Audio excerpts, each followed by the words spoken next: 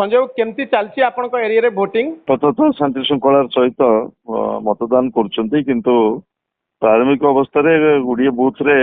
EVM रे टिके त्रुटि आसिला जो वोटिंग परसेंटेज टिके नाको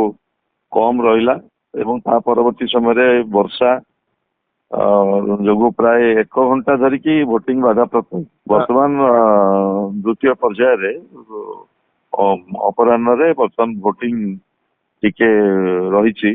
ठीक ठाक रही आउट समय अच्छी 3 घंटा बाकी अच्छी मु आशा करुच्ची गणतंत्र महापर्व रे जनसाधारण अधिक अधिक मतदान सब्यस्त करेंगे एवं संजय आप जो नुआ कन्स्टिट्युएंसी को आसिले तादरे किछि आपण देखुचंती चैलेंजेस अच्छी ना आपण पई एटा स्मूथ होउची नहीं चैलेंजेस तो अच्छी कारण मु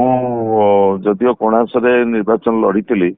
किंतु साक्षीपाल मो पे गोटे नुआ अंचल एवं बहुत कम दिन भितर सत्यवादी की मु निजर मते सत्यवादी जनसाधारण मते निजको आपणार कर नहीं हाँ आपण किछि हवा देखुचंती कि एथरो इलेक्शन रे सत्यवादी रे पंडित गोपीनाथ दास जो कथा कह जाए गोटे त्याग तपस्यार भूमि है सत्यवादी एभली एक महान निर्वाचन मंडली रे सेवा करे धन्यवाद हाँ तो संजय बाबू किछि हवा आपण देखुचंती इलेक्शन रे सेमिति वर्तमान हवा नहीं षष्ठ थर ओडिशार जनसाधारण मन निष्पत्ति करछंती नवीन बाबू को पुणी थर क्षमतासीन करेंगे एवं जनसाधारण आस्था और विश्वास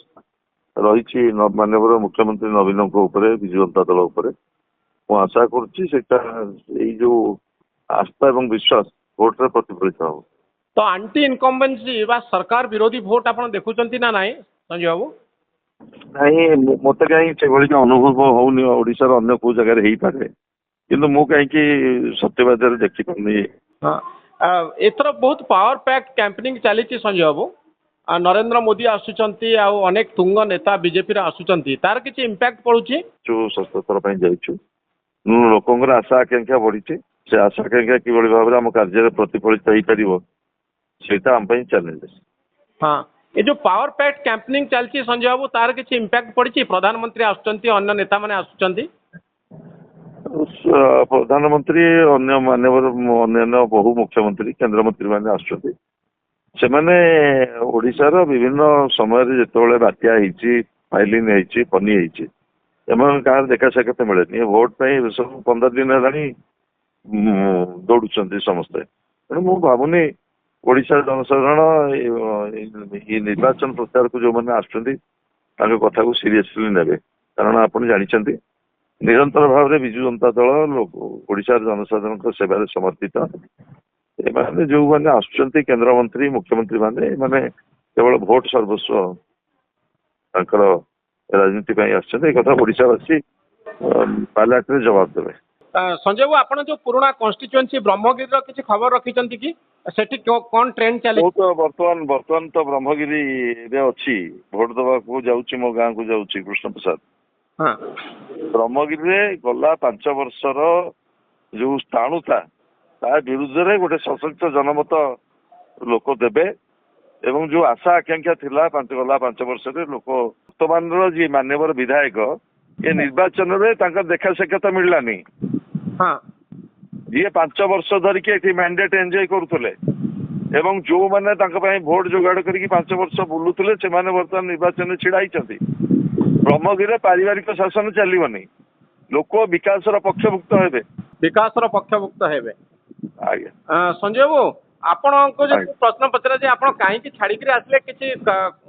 लोकन को कन्विंस करि पारले कि ब्रह्मगिरी लोकन को आ आपनकर सत्यवादी लोकन को हाँ हाँ मु संपूर्ण भाव में लोक कन्विंस जो राजनीतिक परिवर्तन होती उमाकांत सामंत छिड़ा मु जाइए सत्यवादी की लोकंर आशा आकांक्षा प्रतिफलित हम एटी 2टी जाक निर्वाचन मंडली विजु जनता दल दखल को जीव एवं नवीन पट्टनायक को हाथमुठा को लोक टाण करेंगे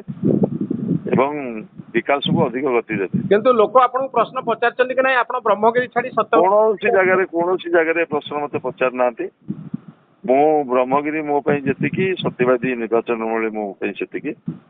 ଡେଭଲପମେଣ୍ଟଟା ସବୁବେଳେ ପ୍ରାୟ ମୁଖ୍ୟ ପ୍ରସଙ୍ଗ ହବା ଉଚିତ। କିଏ କୋଉଠି ନିର୍ବାଚନ ଲଢିଲା ସେଇଟା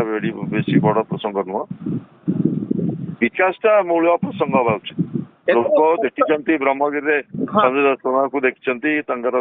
ମୋର କାମକୁ ଦେଖିଛନ୍ତି, ମୁଁ କିଭଳି ଭାବରେ ଡେଭଲପମେଣ୍ଟ କୋଉ ସ୍ପେସକୁ ନେଇଛି ସେଟାକୁ ନିଜେ ଅନୁଭବ କରିଛନ୍ତି। ସତ୍ୟବାଦୀରେ ଲୋକ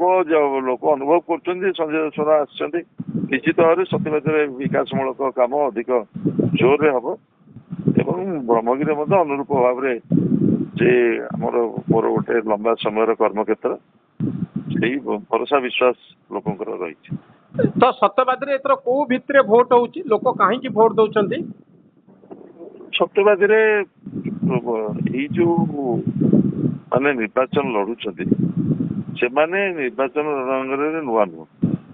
ଦି ଥର ନିର୍ବାଚନ ଲଢିଛନ୍ତି ଏବଂ ସତ୍ୟବାଦୀରେ ଗଲା ସମୟରେ ପଞ୍ଚାୟତ ସମିତି ଗୋଟିଏ ଥିଲା ଏବଂ ଯୋଉ ପଞ୍ଚାୟତରେ ସବୁ ନିର୍ବାଚିତ ପ୍ରତିନିଧି ମାନେ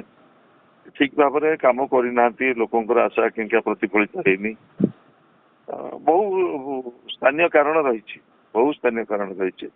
ତ ଆପଣ ପୁରୀ ଜିଲ୍ଲାରେ ବହୁତ ପପୁଲାର ସଞ୍ଜୟ ବାବୁ, କିନ୍ତୁ ପୁରୀ ଜିଲ୍ଲାରେ ବର୍ତ୍ତମାନ ସମୟରେ ସମ୍ବିତ ପାତ୍ରଙ୍କ ସପକ୍ଷରେ କିଛି ହାୱା ଦେଖୁଛନ୍ତି କି ନାହିଁ? ପ୍ରଧାନମନ୍ତ୍ରୀ ବାରମ୍ବାର ଗସ୍ତ କରୁଛନ୍ତି। ଶୁଣନ୍ତୁ, ସମ୍ବିତ ପାତ୍ର ଯେତେବେଳେ ଶ୍ରୀକ୍ଷେତ୍ର ପରିକ୍ରମାକୁ ପ୍ରଥମ କରିକି ବିରୋଧ କରୁଥିଲେ ସମ୍ବିତ ପାତ୍ର ବର୍ତ୍ତମାନ ସ୍ପଷ୍ଟ କରନ୍ତୁ, ସେ ପରିକ୍ରମା ପ୍ରକଳ୍ପକୁ ବିରୋଧ କରୁଛନ୍ତି ନା ସପୋର୍ଟ କରୁଛନ୍ତି? ଏବଂ ଯୋଉ ଗୋଟେ ନ୍ୟାସନାଲ ସ୍ପୋକ୍ସ ପର୍ସନ ସେ ଯୋଉ ପ୍ରକାର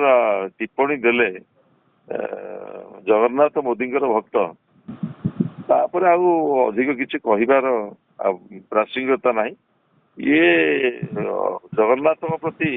ଜଗନ୍ନାଥଙ୍କୁ ବ୍ୟବହାର କରିକି ରାଜନୀତି ଯୋଉ କରୁଛନ୍ତି,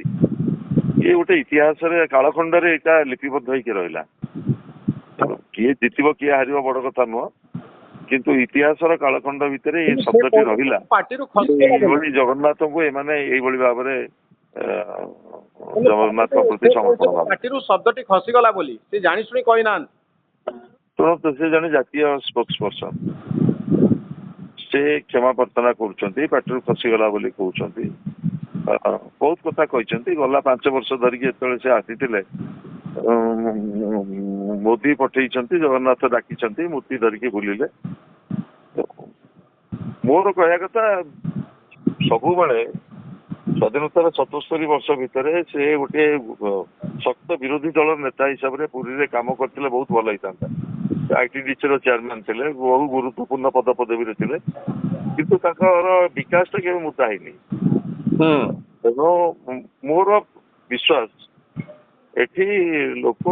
ନବୀନ ପଟ୍ଟନାୟକଙ୍କୁ ଶଙ୍ଖ ଚିହ୍ନରେ ଦେବେ, ସମର୍ଥନ ଦେବେ ଏବଂ ଓଡ଼ିଶାର ଦାବି ଦିଲ୍ଲୀ ଦରବାରରେ କେମିତି ଉପସ୍ଥାପିତ ହବ ସେଇ ବାବଦରେ ଲୋକଙ୍କର ଗୋଟେ ସ୍ପଷ୍ଟ ଜନମତ ରହିବ ବୋଲି ମୁଁ ଭାବୁଛି। ଆପଣଙ୍କର ବ୍ରହ୍ମଗିରି, ପୁରୀ ଆଉ ସତ୍ୟବାଦୀରେ ଏଥର ଭାବୁଛନ୍ତି କି ଯେତିକି ଭୋଟ ହବା କଥା, ମତଦାନ ଯେତିକି ହବା କଥା ସେତିକି ପରିମାଣରେ ମତଦାନ ହବ ନା କମିବ? ବର୍ତ୍ତମାନ ଶୁଣନ୍ତୁ, ବର୍ତ୍ତମାନ 3ଟା ବାର ହେଲା, ଆହୁରି 2 ଘଣ୍ଟା ଅଛି। ପୁରା ମୁଁ 5ଟା ବେଳକୁ ସ୍ପଷ୍ଟ ଭାବରେ କହିପାରିବି ଟ୍ରେଣ୍ଡଟା କ'ଣ ରହୁଛି। ବର୍ତ୍ତମାନ ସେଇଭଳି କି ଆକଳନ ମୁଁ ଏପର୍ଯ୍ୟନ୍ତ କରିନି, କିନ୍ତୁ ଲୋକଙ୍କ ଭିତରେ ଗୋଟେ ପ୍ରବଳ ଉତ୍ସାହ ରହିଛି ତାଙ୍କର ମତଦାନ କରିବା। ମୁଁ ପ୍ରାୟ ଗୁଡ଼ିଏ ବୁଥ ଅତିକ୍ରମ, ମୁଁ ସତ୍ୟବାଦୀ, ତାପରେ କଣାସ, ତାପରେ ବର୍ତ୍ତମାନ ବ୍ରହ୍ମଗିରି ଦେଇକିରି ଯାଉଛି କୃଷ୍ଣପ୍ରସାଦ। ମୁଁ ବର୍ତ୍ତମାନ ଦେଖୁଛି ଲୋକଙ୍କ ଭିତରେ ପ୍ରବଳ ଉତ୍ସାହ ରହିଛି ତାଙ୍କ ମତଦାନ କରିବା ପାଇଁ। ତେଣୁ ଇଏ ଗଣତନ୍ତ୍ରର ଗୋଟେ ମହାପର୍ବରେ ଲୋକ ଅଧିକରୁ ଅଧିକ ସାମିଲ ହୁଅନ୍ତୁ, ତାଙ୍କର ମତଦାନ କରନ୍ତୁ ଏବଂ ଗଣତନ୍ତ୍ରକୁ ଶକ୍ତିଶାଳୀ କରନ୍ତୁ। ବହୁତ ଧନ୍ୟବାଦ ସଞ୍ଜୟ ବାବୁ, ଆପଣଙ୍କର ମତ।